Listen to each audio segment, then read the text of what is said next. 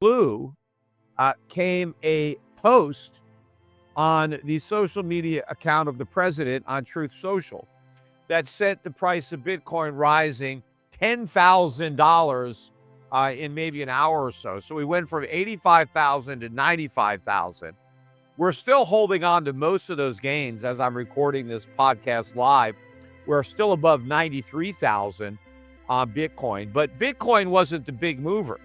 And it wasn't even Ethereum, which was also up quite a bit, maybe, 12, 13%. I think Bitcoin, popped a similar amount. But the big movers were Solana, Cardano, Ripple. Those things ripped 30% or more. Why?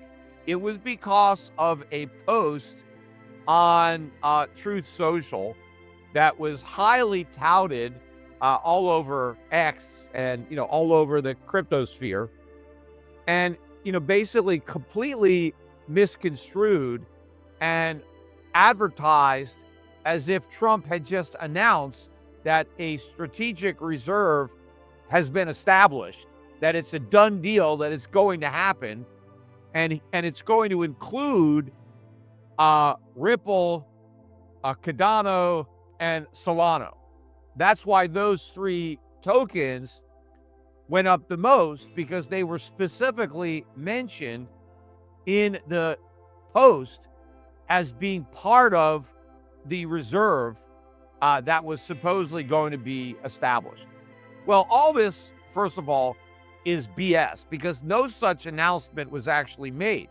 So if you just read how the crypto crowd was communicating what was posted on Trump's account, you would think that, it's a done deal. That was what the promoters, the pumpers, wanted everyone to believe. And of course, I don't think it's a coincidence that it came out early Sunday afternoon when none of the official stock markets are trading. So none of the ETFs anywhere in the world are operating. They were still asleep in Asia. They waited for a time where the markets were as thin as possible so that the pump could create as big a rise as possible. So it was timed. And in fact, again, if you look at the chart intraday, they waited until Bitcoin was at the low that it had been of the day and just ready to just roll over to put out the post. And I think that one of the reasons that we got a bounce in crypto on Friday is that people were buying because they knew that this Sunday morning post was coming. They had the insider information and they were able to load up specifically on these three tokens. And, because they knew which ones were going to be in the post. In fact, they may have already written it on Friday, knowing that they were going to put it out there on Sunday. And so a lot of people got rich off of this, which really, the hypocrisy really bothers me, because I was watching, and I'm going to talk about the Elon Musk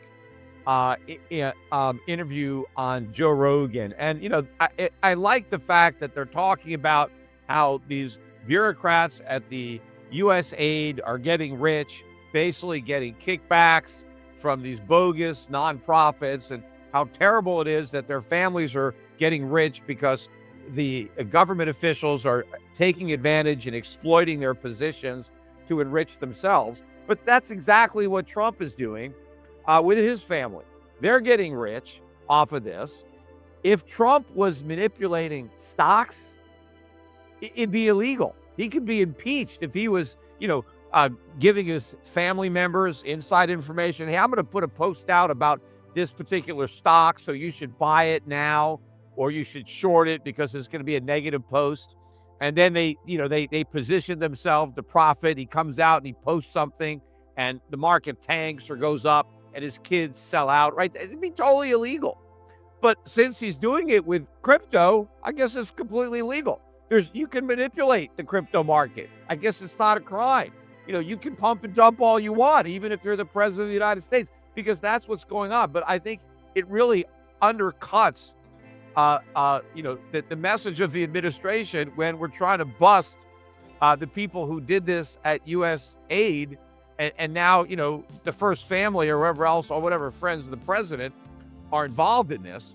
But I'm going to read the post. This is the actual post that was misrepresented all over X as being, okay, this is it. The strategic reserve is here. So here's what he posted. A U.S. crypto reserve will elevate this critical industry after years of corrupt attacks by the Biden administration, which is why my executive order on digital assets directed Presidential Working Group to move forward on a crypto strategic reserve that includes XRP, SOL, and ADA. I will make sure the U.S. is the crypto capital of the world. We are making America great again, expiration point.